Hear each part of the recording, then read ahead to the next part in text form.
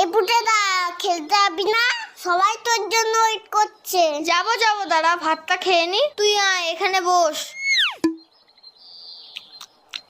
এই পুটেদা তুই এত ভাত খাচ্ছিস? আরে না মা বেশি দিয়ে ফেলেছে। ও মা, ভাত তুলে নাও তো, এত ভাত খাবো না।